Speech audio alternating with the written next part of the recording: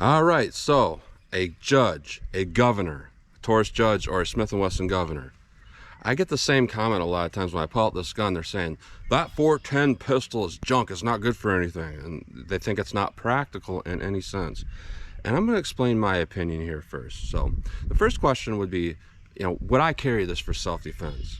And my answer would be, well, there's better choices, and I would probably pick something first. If this is all I have, I would definitely carry it. And the reason why is because it's not a 410 pistol. That's where people are getting wrong. It is a 45 Colt revolver. It is chambered and 45 Colt. So here is a 45 Colt.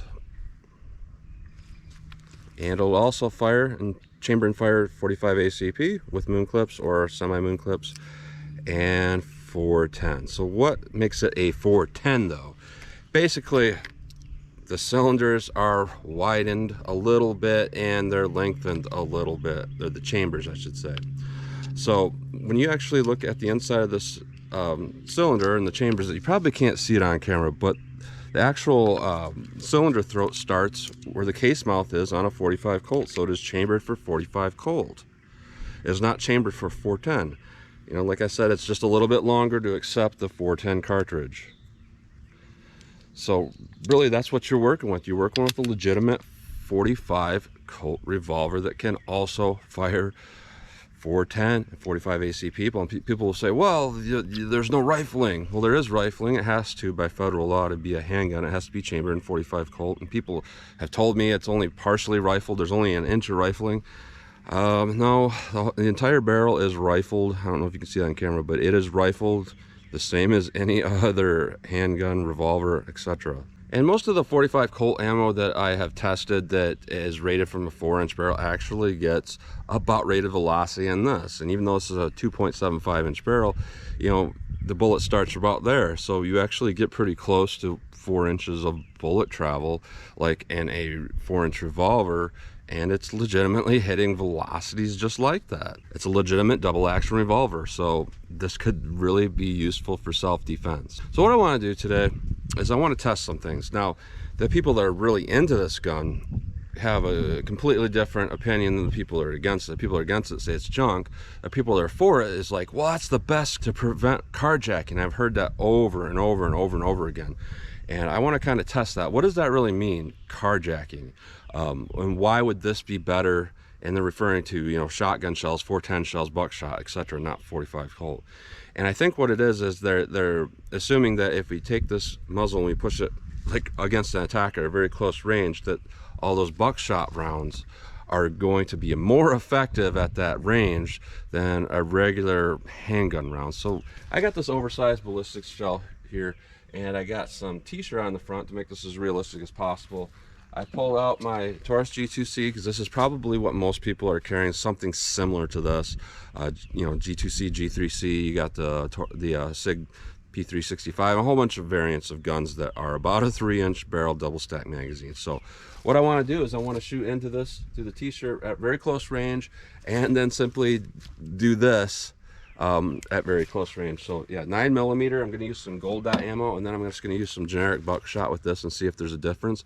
And then I have a little bit longer range test I want to do, because I personally think that there's another reason for having this gun than just up close and personal carjacking, home defense, etc. I think that there is a legitimate purpose for this beyond that. So let's get started with this ballistic test first. All right, so I'm not going to muzzle press this, jam it right in there, just because I don't think gas going back into your handgun is necessarily a good thing. But I'm going to get really close, about 2 inches, which should kind of be more realistic anyways, and we'll see how our 9mm does at this very close range. This is a gold dot 124 grain. Yeah, and a lot of backblast. You can just kind of feel that at that close range.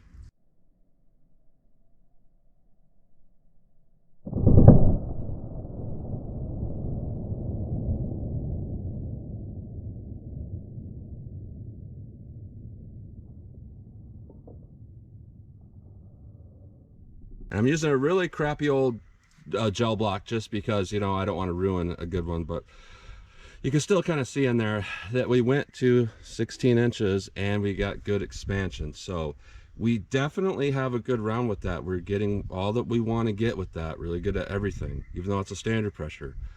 So in order for that 410 to really be good, necessarily, you know, impart more damage, we'd have to have kind of one of two things, or both, you know, at least 12 inches of penetration with the buckshot, or just really tearing this up close. So let's try that. All right, I have some Remington Ultimate Defense 410. This is 2.5 inch. It's triple aught buck, 4 triple aught buck. So I'm gonna back up a little bit in the rest of my body. See what we get with this. Wow. Wow.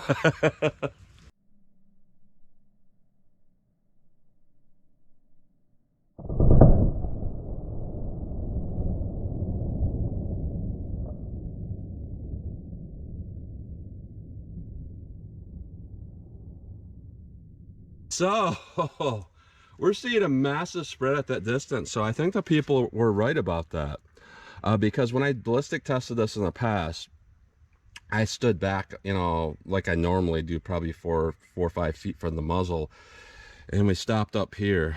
So what we're getting when we're actually shooting from contact distance is we're getting about 10 and a half, 12 and a half, 13, 16 inches, about 14 and a half.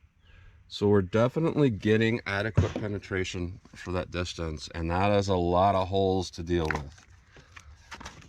So yeah, that is a lot of damage. Now our 9mm had more damage than those buckshot, but there's only one of them. And just by the way, the energy of these are about the same. That 3.2 inch pistol, it was 322 foot-pounds energy with that round I've tested in the past. It's a gold dot standard pressure 124 grain. With the buckshot, the combined energy was 357 foot-pounds. So really close, and we're seeing a difference there. So I think potentially, as people were saying, a good carjacking gun, yeah, if you can make that shot within a few inches, but if you back it up to maybe like 3-4 inches, the results do change. So let's move on to some accuracy testing, and this is kind of what I was thinking this gun would be good for, what I'm about to show you guys. All right, so I have some targets downrange from 15 yards. I'm first going to start out with this 9mm, and like I said before, the reason why I'm using this 9mm, people have a lot of this, and it's, you know, what people compare other things to. So 9mm, I'm just going to shoot my steel silhouette, try for some headshots, 15 yards, see what happens.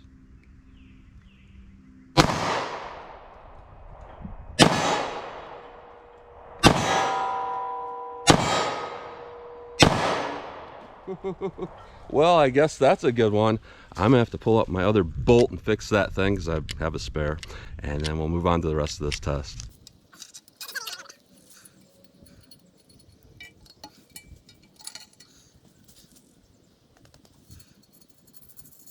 So on to what I think the 410 could be good for, and this is going to go back to pre-YouTube times. A lot of people, you guys will know what I'm talking about.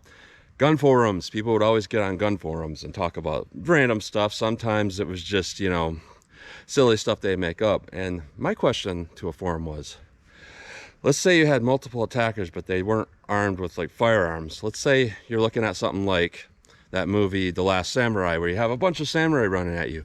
I said, my question to these people was, what would you rather have? An AR-15 with, you know, a whole bunch of ammo, or a 12 gauge shotgun with a bunch of buckshot? And pretty much 95-97% of the people said AR-15. My response was, I would rather have the shotgun, because at that point you're just trying to get out of the situation. You're not trying to kill everybody, you're trying to get out of the situation. If you're slinging enough lead balls, you might hit them in the knees or hit them wherever, and that's enough. So that's kind of what I think this gun could be good for. A situation where you're not necessarily trying to hit one attacker, but 5 or 6, and they're all around there kind of coming at you with who knows what kind of weapons, and you just want to spray and pray and get out of there. So 15 yards, I have some targets set up. I have my steel one in the center. I got some couple of cardboard ones there. So what happens if I just start shooting?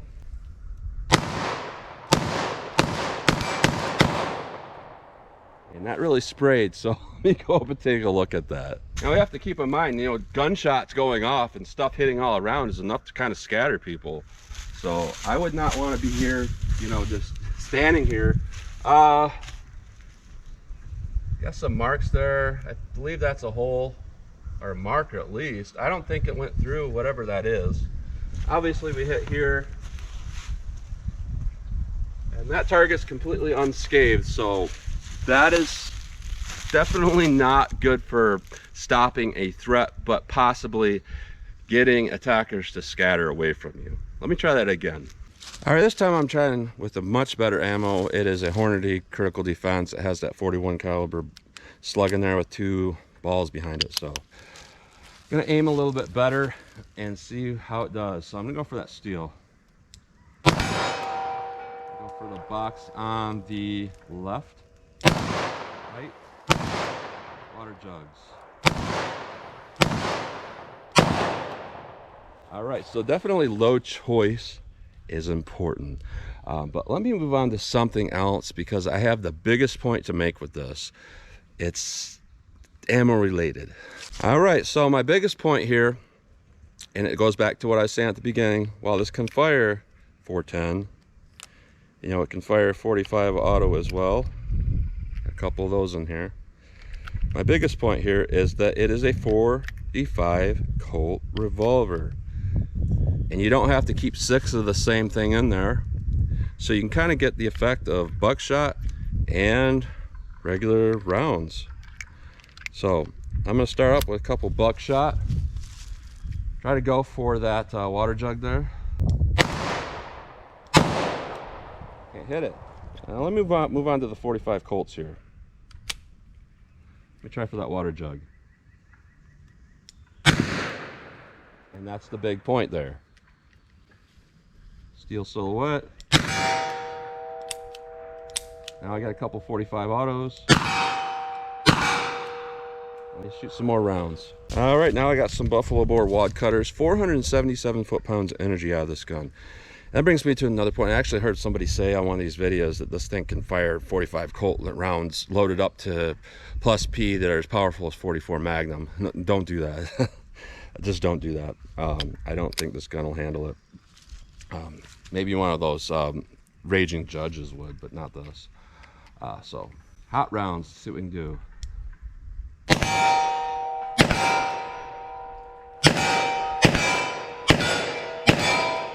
Let's pack a punch.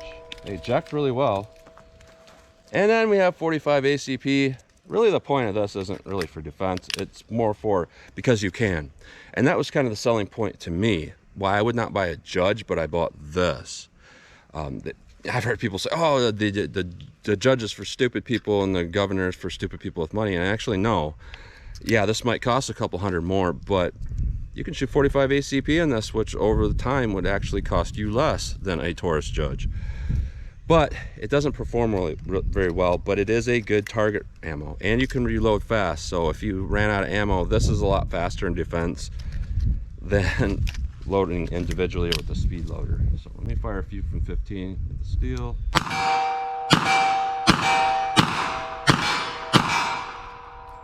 Very easy to eject and reload for sure. I